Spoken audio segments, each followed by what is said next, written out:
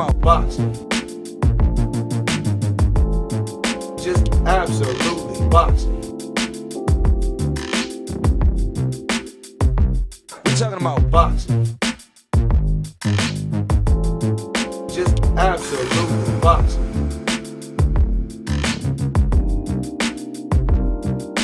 Boxing. Just absolutely boxing.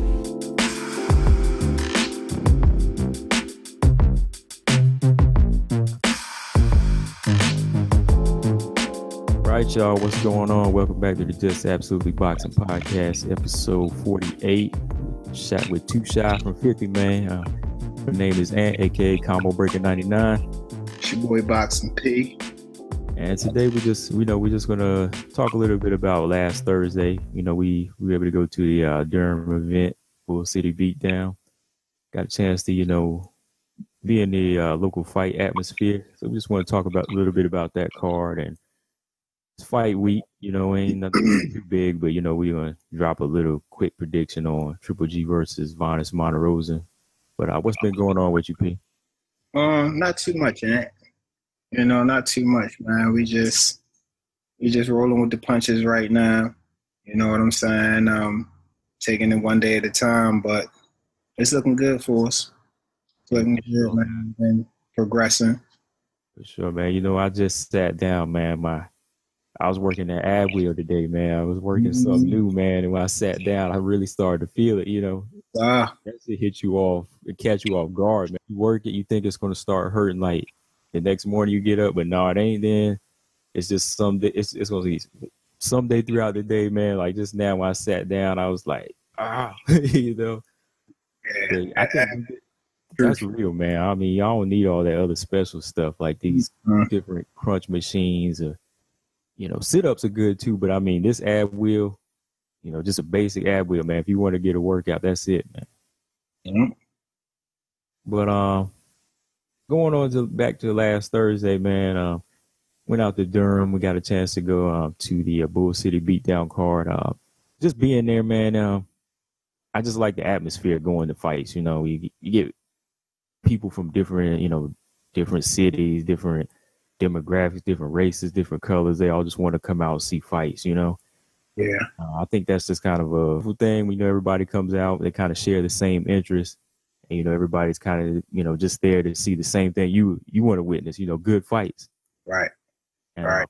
Before we actually talk about some of the card, I just have to say, I give respect to every fighter on the card, Mm-hmm. when you just sitting there near ringside, floor seat, and you wait for the ring announcer to call these fighters out. You kind of feel their energy, what they kind of go through. So you kind of got to respect them, like we say, boxing is an individual sport, and these guys, they got the entourage walking with them to the ring and everything. But once they get in there, it's just them, Mm-hmm. I think on any level, championship level, journeyman level, it's just like some type of respect you got to have for them. That just watching them get in the ring, man. What do you think? How do you feel about that? Definitely, Ant. Like you say, man, you got to respect any guy who steps foot in the ring because it's a very dangerous sport. These guys are kind of on the ground level, but the injuries are the same as they will be on the top level. So they got to be real careful not to go ahead exploit themselves for a couple $. You know what I'm saying? And it could be something that could, bother them for the rest of their life.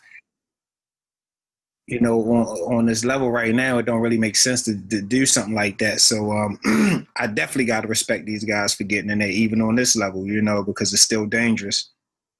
But I did want to, elaborate on the fight atmosphere too a little bit, Ant, because people they probably would be surprised by the atmosphere. I don't know what people who've never been to a fight, how they might perceive the boxing crowd. They might think we all drunk and bunch of, you know what I'm saying? But as you just stated, it's very diverse.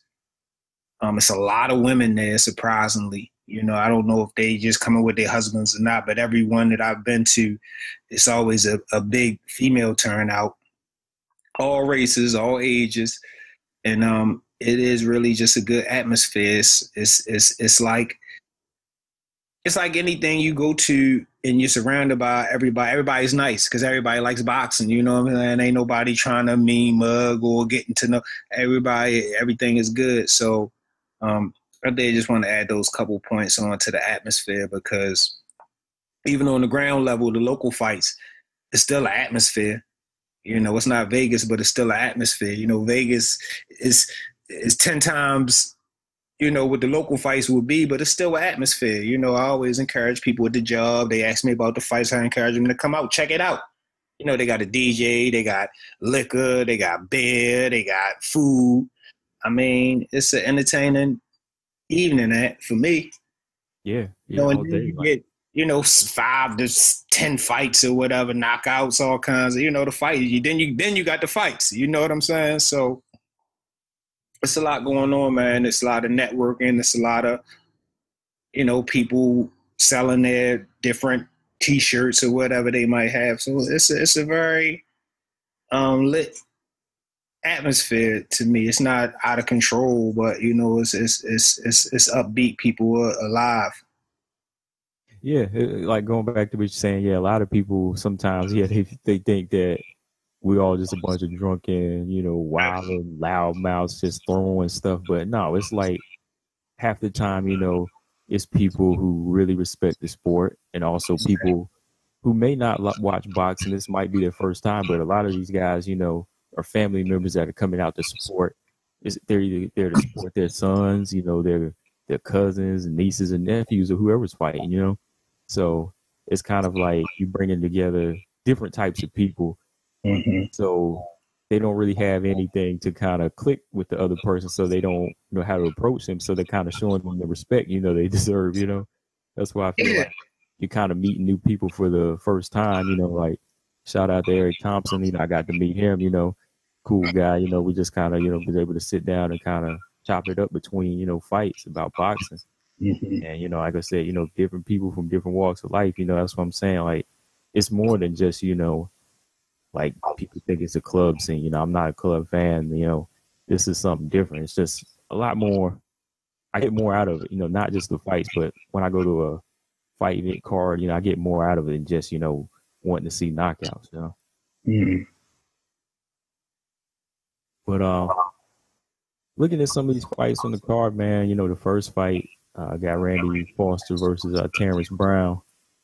The guy Terrence Brown, he was making his pro debut, but you know, he got stopped in the first round. It was a pretty, you know, I wouldn't say it was a difficult fight for Randy Foster, but you know, the guy Terrence Brown, he was kind of awkward, and you know, looping a lot of punches on Randy Foster, but he kind of kept control of the fight. I think Randy Foster was 3-0, so I guess, you know, he had a little bit more experience than the Terrence Brown, because he was just, you know, this was his professional debut. And, you know, he just got outclassed in the first round. He stopped it, man. What'd you think of that fight? You know, his corner stopped the fight. It wasn't a whole lot to think about, you know, over in one round, but it's just, I mean, that's the thing. At the local fights, you get everything. You get some first round knockouts, you get some distance fights, you get everything. So I just took it as another, you know, it was so short, it didn't give me enough to say, is this guy good or not? You know what I'm saying? You didn't really see enough. So it's just one of them things where, like I said earlier, these guys got a platform, and when you get this platform, you got to show out, because that makes a difference. You know what I'm saying? So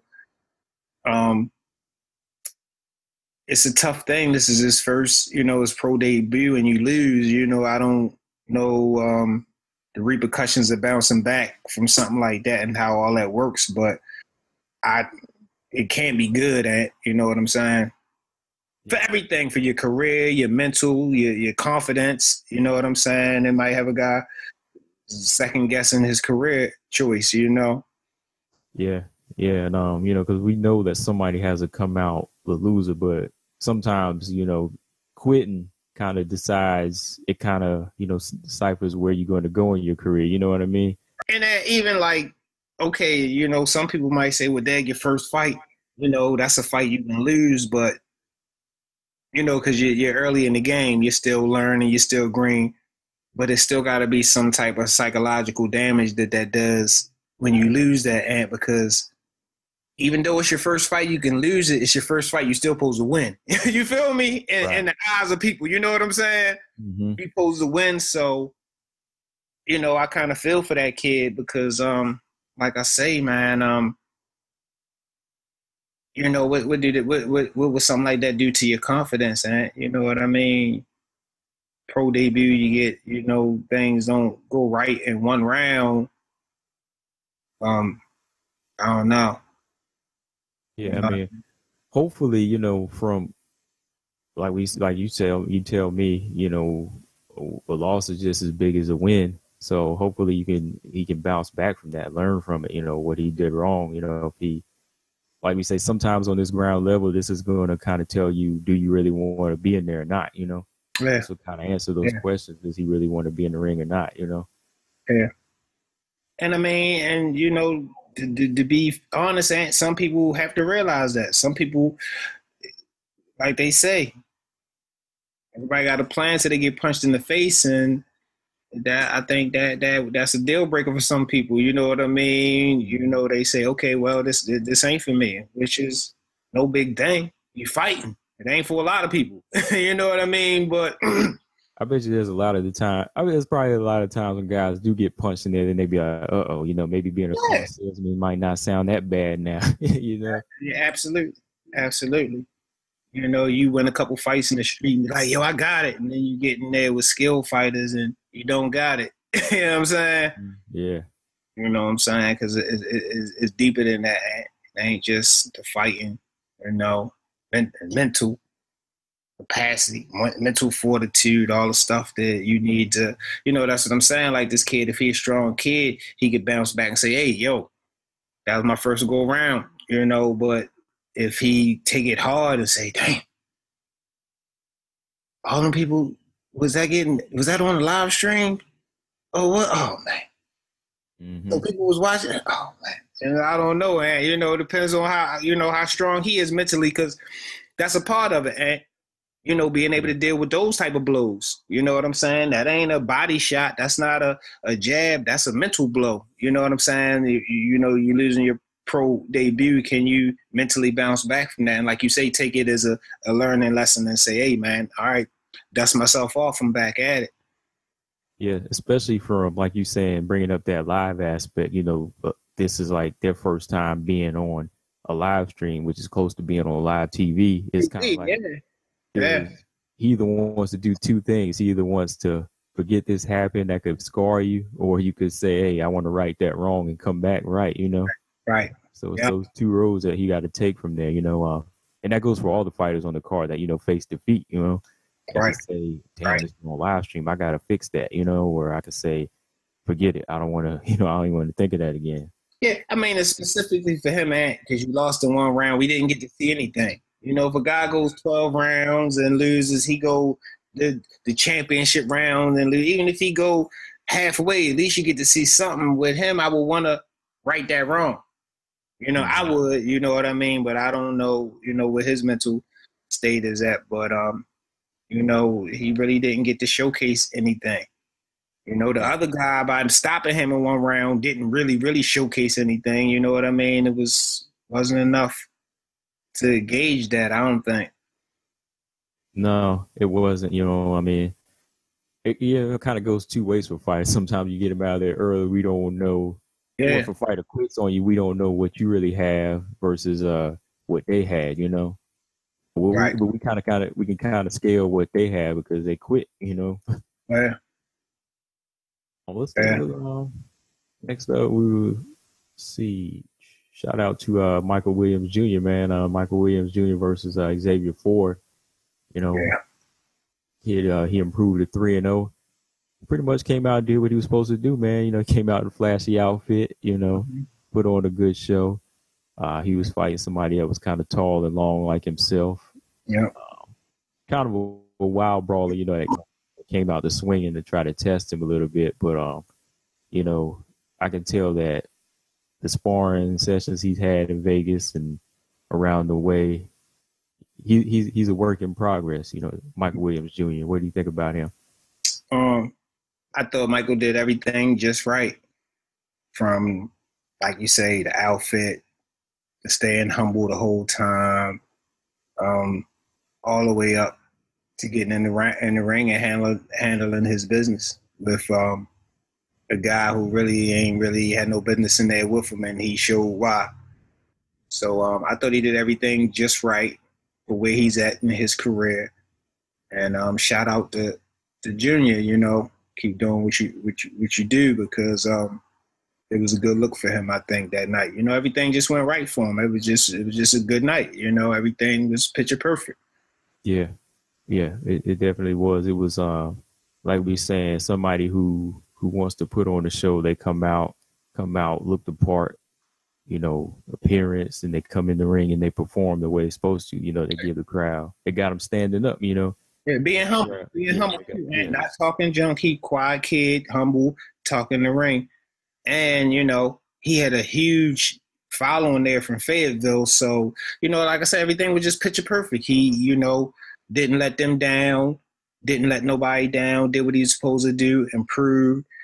Got the KO, impressive KO. You know, what else can you ask for? You know. Yeah, it was a good, solid knockout for him. You know, congratulations to Michael Williams Jr. So, especially some of the things, you know, we talked about with him is, you know, I definitely see a bright future for him as long as he stay focused the same way he is now. I definitely can see him, you know, moving on to something, you know, bigger and better, man. And like in the fight, you know, I like the way he was slipping punches and slipping and slide and moving stuff. So it's just like, to me, his opponent wasn't on his level, though. I'm be curious to really see him in there with, you know, as things go up, because he definitely was doing some good things in the ring. You know what I'm saying? That I definitely, like, the guy was throwing all them punches and he was just, you know, the defense was there. You know what I mean? Counters was there. You know, body work was there. Yeah, and that was a good thing with, like, body language we could see from him, you know, him being young, being 18, sometimes, you know, some people being green. First sign you see with some young fighters, somebody comes swinging wild, they go straight to the ropes, you know, throw their hands up. But him, he was in there, ducking and dodging the punches, you know, looking for counters, which came instead of, you know, giving up space. He stood his ground, you know. Yeah, stood his ground. Absolutely. So I definitely say, you know, from here, I definitely see, you know, a bright future for him, man. And like you said earlier, and the quality sparring that he said he had, you can see that.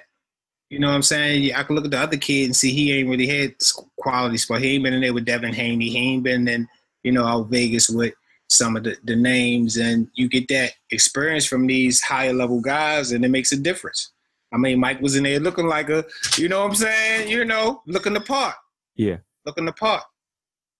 And you know, for him being 18 and what he's doing now, I think we definitely want to see him do things like that in the performance now, because then it's kind of like, it's got us looking at him like, oh, he doesn't need to be in here with this guy. He need to be in here with the next one, you know? Exactly. He need to be out here now. It's kind of like being in advanced math classes or something. He blowing other kids out the water with his scores, you know. He needs to be in its advanced stage, you know, which, you know, might not be here. He might have to make the move somewhere else, you know, or make those, you know, he can still stay here, but train here, but, you know, he can still, you know, go out there and start getting on those bigger cards, you know. And sometimes that comes early. Sometimes it can come early if you gift it like that. But, you know, best thing is not to rush.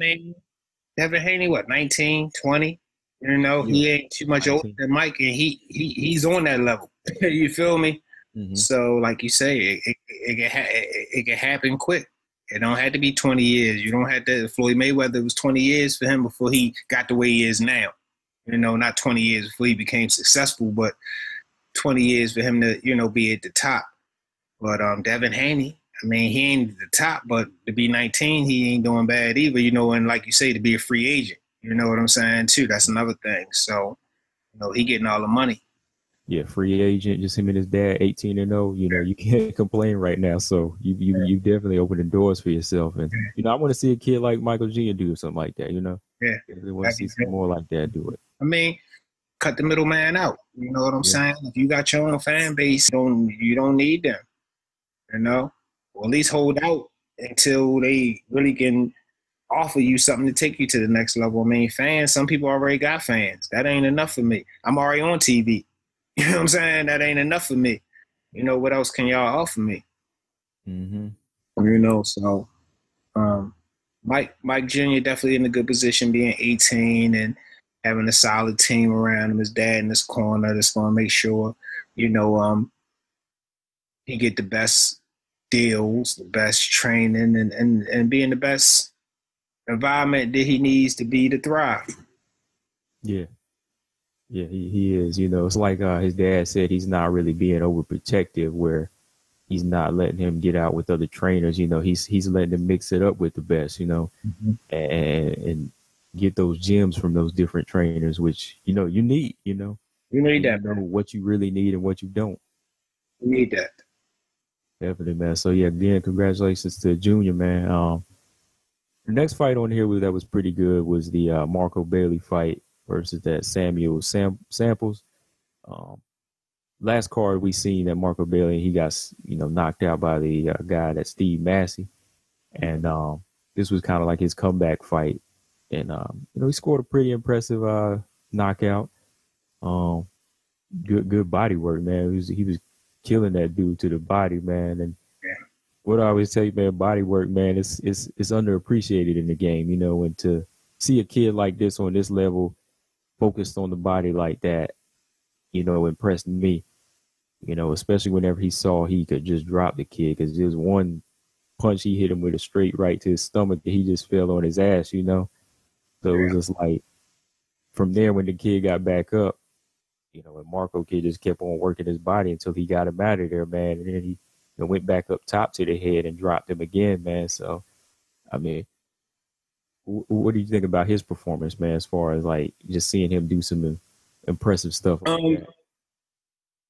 I thought it was a good comeback performance for him, you know, like you said, the last time we seen him, you know, he wound up getting stopped or whatever, and it was like that was a TV real knockout, and it was a brutal knockout, and to see him come back and get back on the winning track and look impressive doing it, you know, to an opponent, to me, Ant, who really looked the part, but he just looked the part. You know what I'm saying? I ain't gonna say. I was showing you the card. I was like, damn, this kid. Yeah, I mean, I seen the dude. I mean, and he looked one way on the fly. Then when I seen him, I'm like, well, damn, he really looked like that. Dude is in shape. He looked like a savage. Mm-hmm. You know, but I mean, the kid, Marco just outclassed him, man. I mean, but another thing, and it's just like, I mean, some of these guys, are they coming to win? I mean, that guy, I didn't really see. I didn't really see too much behind him trying to get the win. You know what I mean? You know how it is, and some people. Yeah. We talk about that all the time. I mean, yeah, like we saw his physical, you know, his frame and everything. We like, oh, he looks intimidating, but the body language, man, it's the body language. When he was in there from round one, and it was like kind of froze up, not really froze up, but at the same time, it was never really like he was making urgent moves, you know. He didn't do nothing, man. Yeah, he didn't do nothing, you know. So, but it's good to see somebody. I mean, like at the end of the day, you got to question, okay, what's out here for a guy like that? You know what I mean? That's what I'm saying about some of these. I'm not discrediting them because, you know, we said at the beginning of the episode, we respect every guy who gets in there, but I mean, you got to be realistic.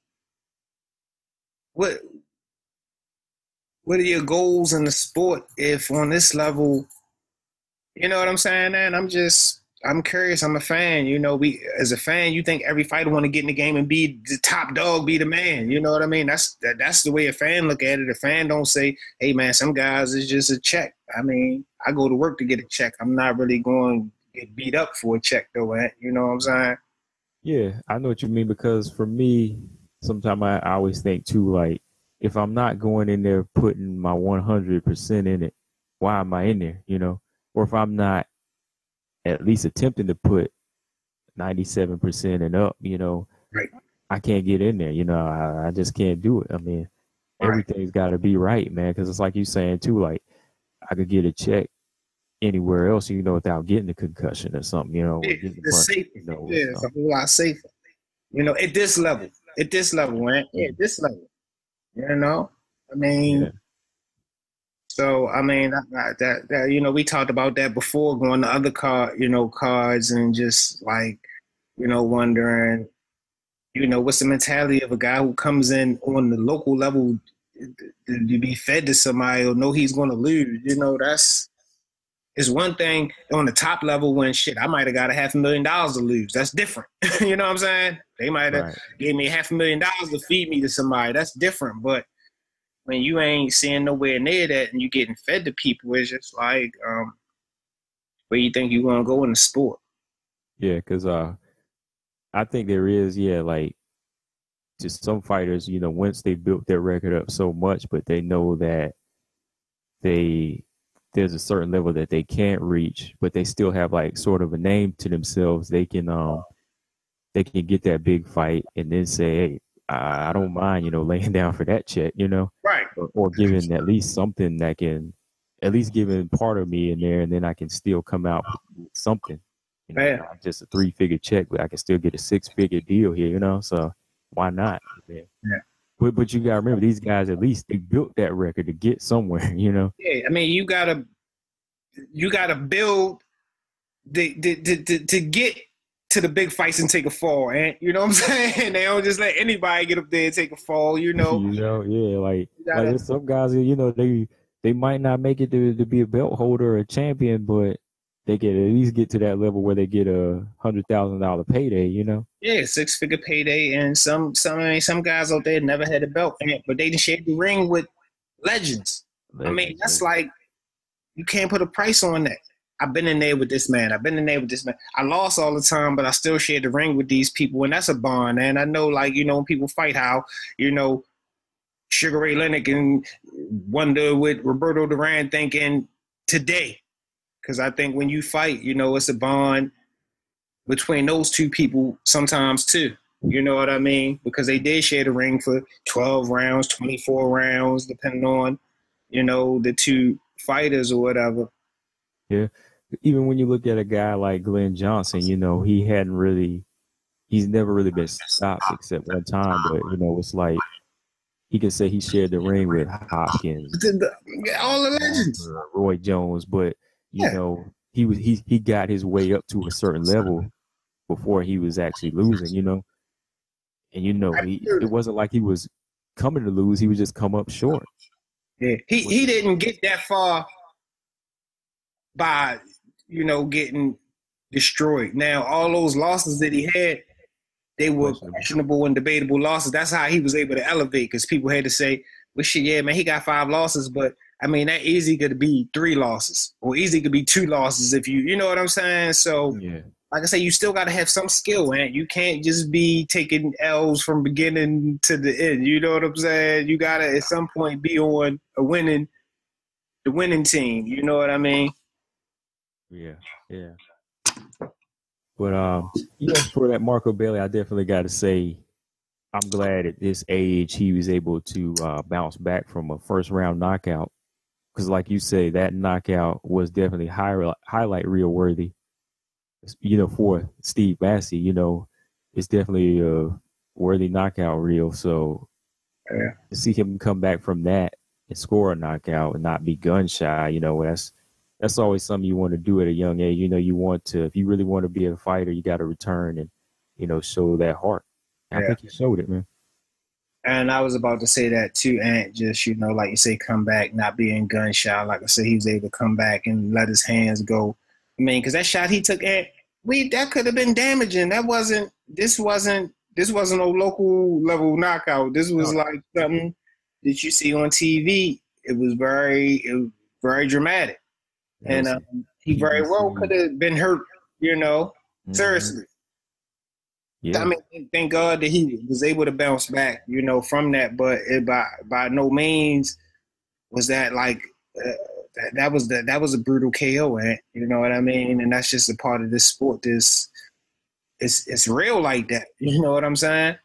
Mm-hmm. It's real like that. I mean, it wasn't no guarantee he could come back a year later and perform like he did, you know, after a knockout like that. You know, I mean, being young and I guess being strong mentally and really wanting it, all that played a factor in it. But you know, that knockout he could have really been hurt. You know, did some damage beyond the physical. You know what I mean? Could have been Yeah. some neurological stuff that came back later.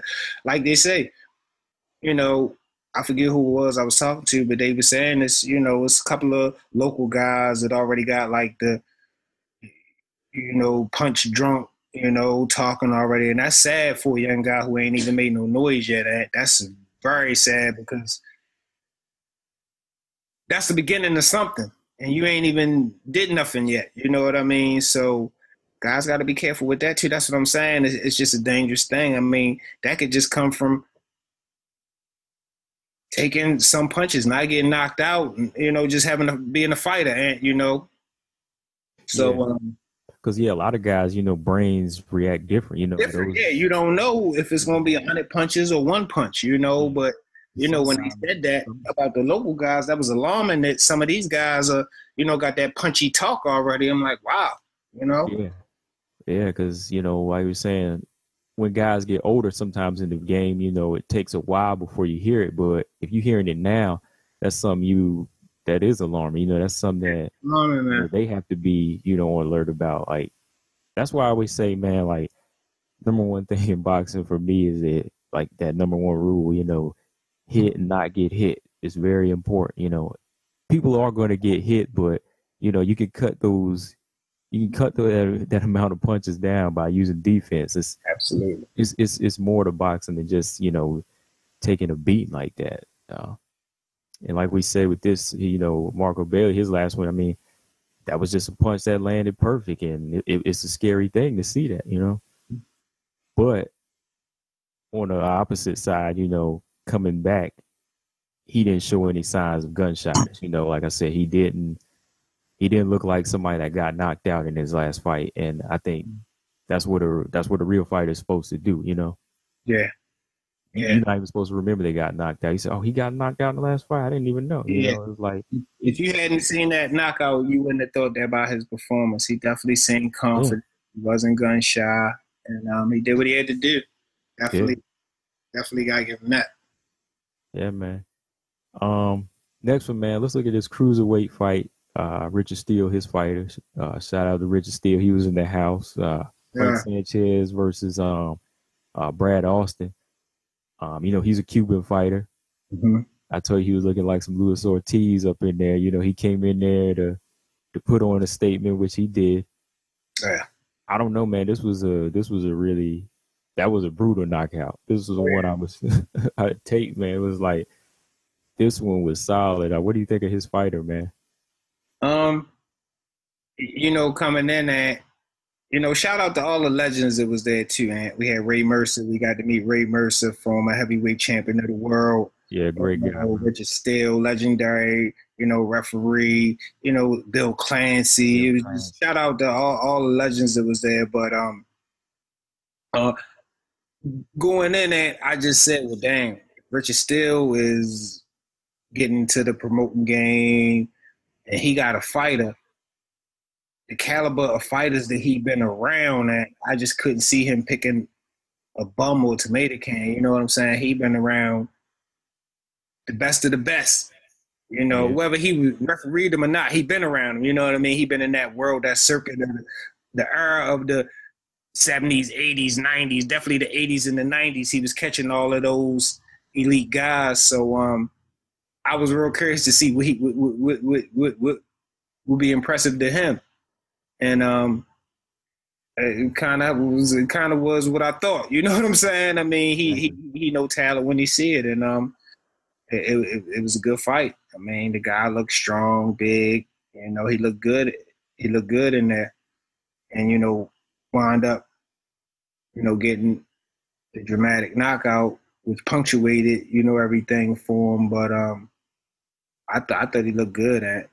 Yeah, I did too. I mean, I'm glad you brought that point up too. Like the fact that Richard Steele was there with a fighter, like you say, he's been around so many fighters throughout these decades. So it's like somebody he's ready to put his, actually put his time into and promote. This guy has to be something. He had to see something in this guy because he's refereed some of the biggest fights. He know what the gift looks like in the flesh. So to actually see him there with a fighter that he's saying, hey, this is the next thing, put him on this card, and then he actually performs that way. I feel like his knockout was, making a statement like Junior's was. It was like he's coming in there to prove that he don't need to be in this ring. He need to be in the next level. Exactly. And that's how he came. He came with that force, left hook. It was brutal knockout, solid knockout. So that's what I'm saying. Like people don't look at that aspect sometimes. Some people just think, oh, you're just standing behind a fighter. No, like when you look at the promoter fighter, especially on Richard Steele's level, they look at that full package like we do. They're trying to say, well, does this guy have it? Is he going to just lay down?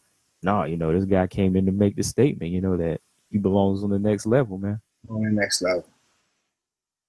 Absolutely.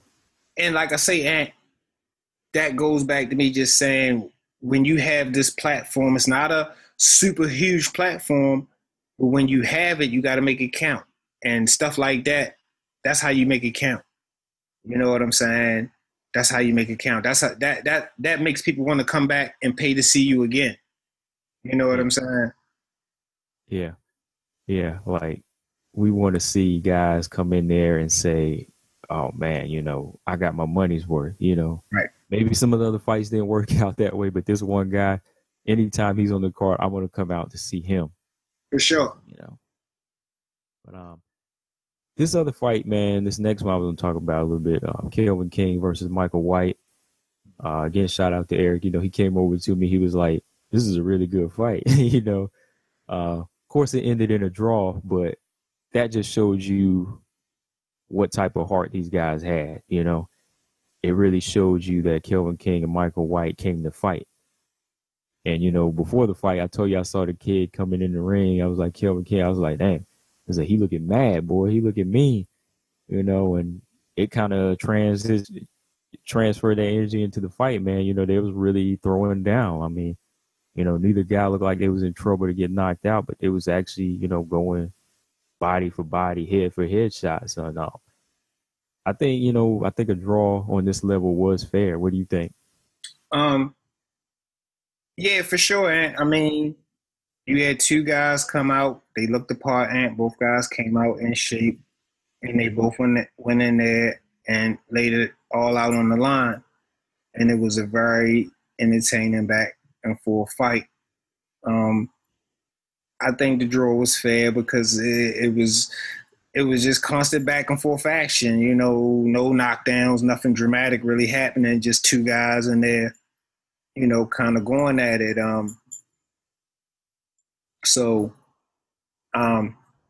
I mean, I would love to see if they got to do it again. That's the bottom line with that one. And I do want to say, personally, this was like my favorite fight on the card because, like I said, some fights, guys were in there with guys that weren't on their level. This was a very evenly matched fight, and it showed us that when they got in the ring. You know what I'm saying? For me, I understand where you're coming from because it was like my favorite fight too. Because like I really felt like this was actually being ringside to something that was like almost ESPN worthy. You know what I mean? Or Fox Sports worthy. Two guys that it almost evenly matched, and they were actually coming to, take the other one's head off, but the other guy ain't laying down. Right. I know this ended in a draw, but for like casual fans, why would you say this is your favorite fight, man? I mean, and that's like my personal opinion. We had a couple knockouts on these cards, so some people going to say, "Oh, well, those are my favorite fights because they were the knockouts." That wasn't, I mean, they were good fights, but this one, it went the distance, and like I say, just the all-out war, Gotti versus Ward, you know, some of the best fights in history have been like just all out back and forth wars. So like for me, that's exciting. That's edge of your seat. You know, that's nail biting entertainment when, you know, you see those type of matches. I mean, if you go in there and, you know, some fights, and I picked up my camera because I knew a knockout was about to happen. Exactly. You know what I'm saying? Right. I mean, this particular fight, I couldn't really do that. You know, I had to have the camera the whole fight because anything could have happened at any given second. That's how much action was going on. So that's just my personal take on an entertaining fight. You know, for me, you know, other people would have different opinions, but that's just how I see it. And evenly matched, and both guys went in there and let it all hang out. You know what I mean? It is funny you bring that up too, man, because it's like, for me, the proof that that was one of my favorite fights on the card was the fact that I didn't even think of picking my phone up for that one, you know? I was just that caught up in it, just want to watch it. You know, I didn't really trying to hold my phone up that time. I was just actually trying to, you know, I was just into it. I was into this, like, sometimes, you know, that's the best way to witness something. Then tell somebody about it later, you know? Like, it ain't always about, you know, trying to film something, you know, it's actually just sitting there and wanting to be, you know, witness something good like that, you know? And that's how I felt about it. So I'm saying, like, fights, they don't always have to be knockouts to be the best fights for me, you know, like, or really history making fights. Because, you know, past some of my favorite fights I picked, you know, they always go on 12 rounds, you know, but like, something about this one, you know, it ended in a draw. That was because you actually had two guys that, like I said, they didn't want to lay down, and they both came with their A game, you know, body language and all. They both came to fight, you know, whether it was some, you know, word. You said it was some words exchanged during the weigh-in with them two. Yeah, I mean, yeah, it the weigh-in. I don't know how, you know, real it was. I mean, I don't know how real it was because you know, people, you know, even during the night, and they were letting, you know, fighters get in the ring and call fight. You know, like I said, I thought that was good, and you know, ad libs for the night or whatever. But I don't know how much of that was real, how much it was, you know, just them trying to, you know, hype up the fight or whatever. I don't. But going by the result of the fight, it might be a little real, man, because they was in there going at it. Yeah, they was going in. That's what I'm saying. It must have been something because they was both like, "Hey, you ain't beating me," and the next guy was saying the same thing. So to be, you know, ringside to see a fight like that was cool, man. So moving on to the main event, Dangerous Donnie Marshall versus what's his name, Chuckle Willis. And for me, like I say, for a fighter that had an injury, you know, he went on Facebook and said that, you know, he had a right shoulder injury. To find some way to win, I find that impressive. You know, it always impresses me when a fighter, if one thing's not working, you know, they're able to pull out the intent and say, you know, I got to find some way to win, and this is what's going to work for me. And, you know, I kind of saw it in the fight even before I knew there was an injury. You know, there seemed to be a little bit of a slower pace there where he was not trying to go too crazy in there, throwing too many punches. So I said something has to be kind of wrong there, you know. That was, you know, like I said before, we knew. But after a while, I was like, he's only working the left hand. Something got to be wrong with the right, you know. But to actually, like I said, win the fight off of one hand, to me, that's impressive, man. What do you think? Yeah, absolutely. It wasn't the performance we wanted to see from Donnie, you know, being the main event. But, you know, after the fight was over and he revealed, you know, he had the shoulder injury. And like you said, just watching the fight, and you could see he wasn't doing things that he normally does. It's still a testament to his heart, and because we see people quit from something like that. Sit on the side holding their arm. We see people looking for a way out. Keep holding the arm. He didn't give off any of them signals. He went in there, bit down, did what he had to do, And then he said, yeah, man, I had, a bad shoulder injury. He didn't let that off. Some guys trying to find a way out. You know what I mean? So if they have to quit, the crowds understand, oh, well, he had a bad, no, it's never no reason to quit. Eh? You know what I'm saying? You let your corner or the ref do that for you. Right. But like I say, it is impressive to fight through, an injury. I actually talked to Donnie earlier today, and he said, he's waiting to get an MRI, and he probably will be, sat out for a little bit. So definitely it's looking like it's something pretty serious with him. So, we wish him a speedy recovery, and, we look forward to seeing him back in the ring, in the mix. But like I say, just the fortitude to fight through an injury like that when you don't have to. And this is not, you're not punching the clock nowhere. You can quit if you want to. You don't have to do this, but to push through it and say, man, I ain't no quitting me. It's a testament to Donnie's heart, will to win, willing to find a way to win. You know what I'm saying? All those things. Some things, it's not just about the skills, it's about different elements in life that you being able to raise to those levels. And he was able to do that, And another thing too, and I mean, which is more, impressive about it is the kid was in there the kid he was fighting was in there to fight.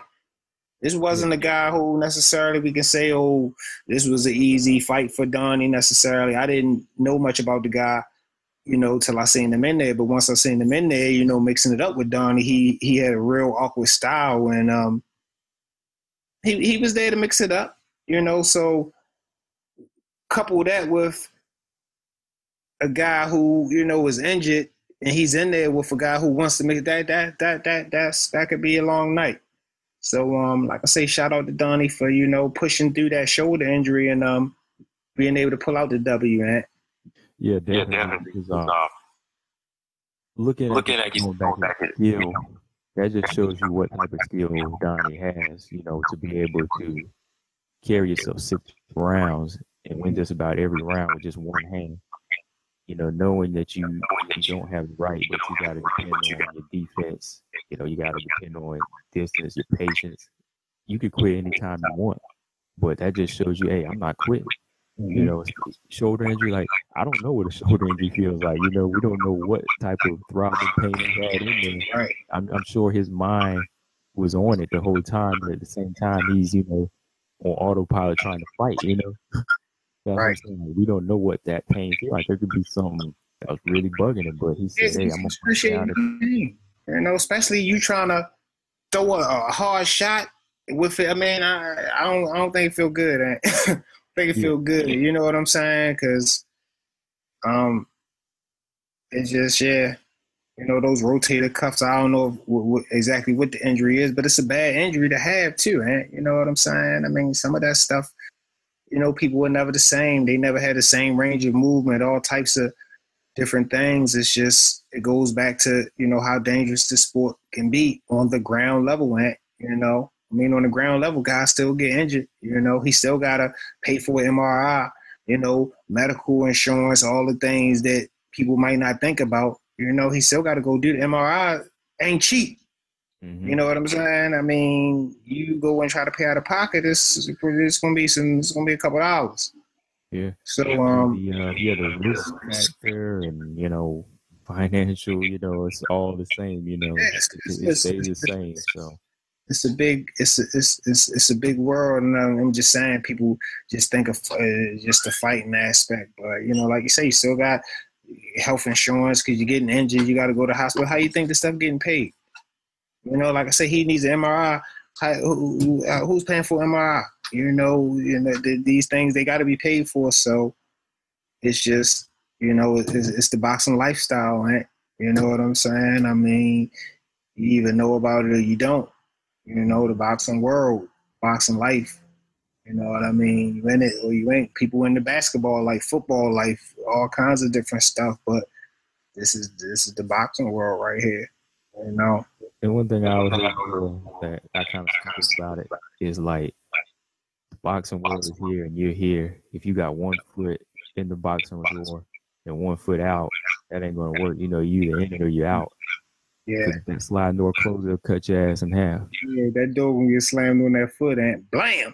Yeah, that's what I'm saying. Like you either in it, and I feel like Donnie was in it that night. I really feel like we said, he could have laid down and said, "Hey, his shoulder's hurting. I'll come back win another day." But he was thinking about his record. He was thinking about his future. That was correct, exactly, man. I'm just too early in the game for me to be quitting and having that. Come on, man. I just, like you say, that goes into his mental and say that, nah, this kid is strong.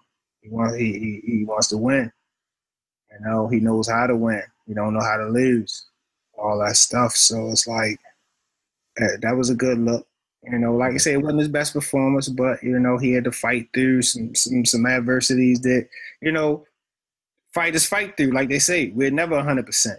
In our sport, I don't know about all athletes, but I'm pretty sure just those intense training and workout. Most athletes are always nursing some type of baby wound, ache, sprain, because they train so hard. Mm-hmm. So a fighter is never really 100%, but the difference is Donnie might have been 75% with a shoulder injury, 60% with a shoulder injury. You know what I'm saying? We don't know how much an injury like that takes out of you. A guy might say, "Oh yeah, my wrist, it hurt a little bit when I turned it this way." That's different than your shoulder. You know what I'm saying? You can't throw a punch because it's excruciating pain. You know what I'm saying? Some stuff you could deal with, but some things you can't. And we saying that shoulder it must have been painful because he wasn't throwing it. You know what I mean? So yeah. And again, impressive victory because, like we say, like I was just watching too, like being a boxing fan, we can kind of tell when a fighter is, something is wrong, just off top. We can kind of tell, but to know that he didn't show any signs of it, like we said, he wasn't grabbing his shoulder, he wasn't holding all night, he wasn't really wincing or complaining.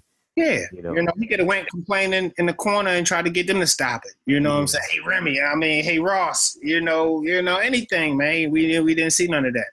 You didn't see none of that. And, again, that, to me, winning with your hands, that's really impressive, but using your mind and your heart to make you win, and just staying in it, whether, the crowd likes the fight, the performance or not, just for you to keep staying focused and blacking that out, that's impressive, Yeah. You'd be like, hey, I got to come with the win the way I know how, And that's what he did, man. Yeah. Again, congratulations to Donnie, on that performance. Hopefully he bounces back, his shoulder injury. Overall, man, just good card. Like I said, man, just a good little environment to be in. Thursday night is always kind of a weird night for fights, so I'm kind of used to it now, but most people kind of like to come out on Fridays and Saturdays, but real box fans, they'll come out anytime for a fight, Sure. Anything else you want to say about the card, man, before we wrap it up, man? No, that's it, man. Because we had a big weekend of boxing, man. PBC, ESPN, HBO. I know we can't really get into all those fights, but I did want to touch on a couple of the main fights from over the weekend. So I do want to give Danny Jacobs a shout out for getting the victory this weekend, which didn't come easy. It was a tough fight. Like we like a tough fight. We don't want to see a guy just come lay down. He was in there with Selecki, a guy who was game, and it was a good fight. Over the weekend, that was like the best fight this weekend to me personally. It was a lot of fights on though. I was just gonna say that too, because for me, like we saying, it kind of goes back to the Kelvin King and Michael White fight. Like, I'm impressed with a 12-round fight like this, man, especially whenever you're able to kind of overcome, some adversity there. You fighting a taller fighter, you got to get past their jab, you got to make adjustments. But I know in some people's eyes, the Charlo Centeno fight was impressive, but I really feel like this fight was more impressive because, Selesky, You know, he already stopped Hugo Centeno. You know, that's not to downplay Charlo's win, but I'm just saying, like, I really feel like this was a more significant win for Danny Jacobs. What do you think? Absolutely, man. Yeah, that's how I see it. Centeno and Charlo mismatch. This wasn't him. Even though we didn't really know too much about Selecki, and he might have seemed like he didn't deserve to be in there, he proved that he deserved to be in there that night. You know what I'm saying? I mean, especially coming from 154. Yeah. You know, Danny Jacobs, you know, did what he had to do, but Selecki did what he had to do too. You know, like we say, Ant, you know, it's how you lose. Selecki gained some fans Saturday night, even though he lost to Danny Jacobs, who, you know, is one of the best guys at 160 pounds. So he don't have nothing to be ashamed of. He was in there the whole fight, you know what I'm saying? And it was a very impressive performance by Selecki. So like I say, he lost, but he gained some fans. People want to see him fight again now. You know what I'm saying? Yeah, we dropping some gems tonight, man. I don't know, just something about what you said, man. You know, Jacobs came with do what he had to do, but the other guy came what he had to do, you know. What he had to do too, yeah. You know. To me, you know, not everybody, like we said, gonna lay down, and you know that's when the fight's on. When the other guy says, "Hey, I gotta do what I gotta do," that's when you gotta fight. And that's what I'm saying. Somebody come and get knocked out 1 or 2 rounds, you know, you got to question. Well, how much did the other guy really want to fight? But when you see guys going to war for 12 rounds, these guys want it because any guy can say, you know what, I'm done. So you know they got the right to quit anytime they want to. That's an unspoken rule that you can't quit, but got the right to quit anytime you want to and get paid.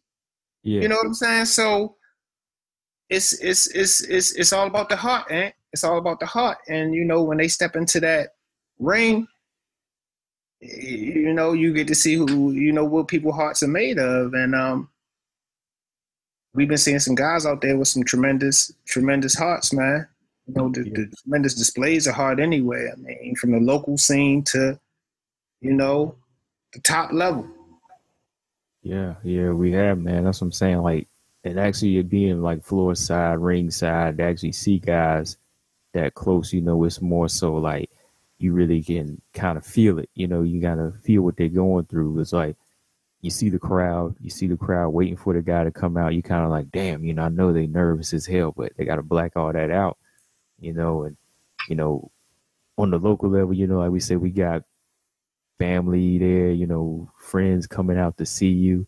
So it's kind of like all of these little factors in there that you just kind of push out of your mind. And then looking at this bigger level, you know, you got everybody seeing you. So it's like there's so much more to it that you just got to black out, focus on yourself. And I don't mean to gauge it again, but like the Charlo Centeno fight, it's like Centeno, that one, it just wasn't like a checkmate punch. It was more like his body language. You know, Charlo knew he didn't want it. Mm-hmm. Versus what Zaleski was bringing to Jacobs. You know, Jacobs, he was in there with a tough guy, you know. Yeah. But that's what I'm saying. Like, now that we got these guys out of the way, you know, it's time for them to fight, you know. Right.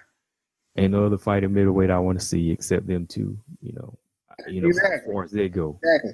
But one thing, though, Ant, now we got another name in the mix at 160. You're not a top dog, but Selecki, I mean, I like to see Charlos in there with them too if the Jacobs thing don't come to fruition. You know what I'm saying? Because, I mean, he's a guy who look like he might can give some of these guys a run for their money. A run for their money. I mean, you know, I wouldn't mind seeing that, man. If Jacobs, you know, went left field and fought Billy Joe. Yeah. To see Charlo get in there with Selecki. Lucky, you know? Yeah. Easy, man. Easy. Dude, but yeah, man, fight weekend, you know, is coming up again. Triple G, Vanes Monterosen. Monterosen, he's not, the opponent we wanted to see him in there with. To me, it's just another fight. I know you're a Triple G fan. How do you see this fight going, man? I mean, just keep it 1,000. It's a letdown, man. It's a letdown. And just because the bar was raised so high with Canelo, Don't no disrespect to Von Ness, because like I said, we respect any guy who gets in there. He definitely getting in there with with a dangerous guy, but it's just not the fight that we were, hoping to see. So I'm disappointed in that way. But like I said, I can't remember the young man's name in the group who made the statement, but I kind of feel the same way. I'm a Triple G fan, so anytime he fights, I do tune in and watch what he does. But the anticipation level or hype level, and it's all that kind of went out the door because, like I say, the bar was raised so high, so high. Yeah. You know what I'm saying? And then to go to a name that, to be honest, Varnes, most people don't know him. I mean, you know him, hardcore fans know him, but most people don't know him. Mm-hmm. So you went from a climax, the peak, the pinnacle with him and Canelo down to a guy that only really maybe hardcore fans know. So Yeah, we got blue balls again. Yeah. yeah, pretty much. Yeah. You know what I'm saying? That's what I'm saying. Like, for us, like, I don't know what they were kind of trying to pull, like, as far as I guess their evidence is what they're gonna say is on paper. He looks like the best opponent, but for us, we know that Varnes spent his career at 154, Mm-hmm. and he's got a hell of a reputation at 154. He's fought Lara, Boo Boo, Charlo, everybody from Ishe Smith. He's fought all the names there.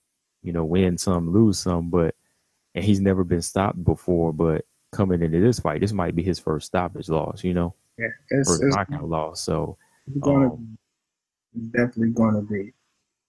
so if they telling the casual fans about who they picked, it's going to look impressive. But to us, we know that this is a guy coming up from 154 who hasn't fought in almost 2 years. His last fight was in 2016. So I'm like, it is. You got to mention that he's fighting pretty much the top guy at 160. I mean, he's the champion.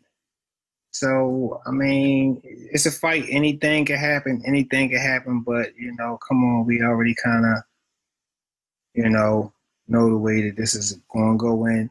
And to be honest, I mean, you had to be an idiot to think that this was the best fight that could be made at this time. I mean, it's all kinds of politics and backdoor stuff in the sport.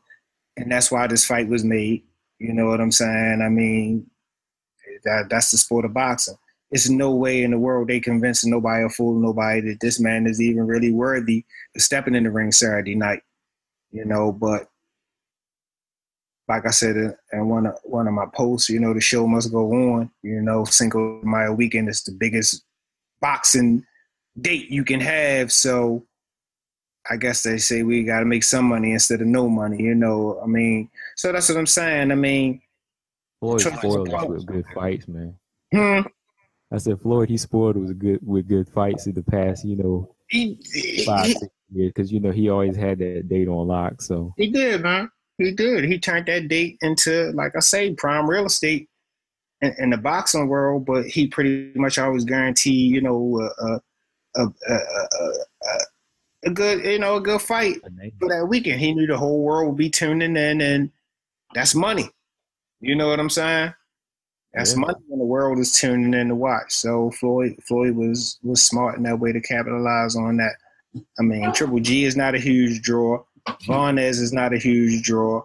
But you got the biggest weekend in boxing, so it's just gonna be it's gonna be weird, I ain't gonna lie. It's gonna be weird. Somebody somewhere down along the lines might lose some money. I ain't gonna lose nothing. You ain't gonna lose nothing, but some of them big wigs might, you know what I'm saying, lose a couple bucks somewhere along the line. Yeah, they mad at somebody. They all try to blame Canelo, but hey, it is what it is with Canelo at this point. So I mean, there were other. I feel like there were better options out there for Triple G. That's all I can say on that now. But yeah, for sure. But it's always better options for almost every fight that's out, but we do make them. It's the dirtiness in the sport, man. It's the dirtiness in the sport, man. That's the bullshit with the sport, we love it, but you can hate it sometimes too. because of stuff like this. I mean, you know, the same way they still putting spins on Canelo, trying to clean it up. Man, it is what it is right now, dude. You taint it. It's a black cloud over your career for the rest of your life. Regardless, that's a done deal. You know, now move forward. Yeah, they need to just stop, sugarcoating that. That's why I say shout out to Paulie Malignaggi. You go online and look up his thoughts on that on YouTube, and he went in on it, basically how I was feeling. That's why I say, hey, that's as real as you can get. I don't want to have to sound like a broken record. I just tell you to pull his video up.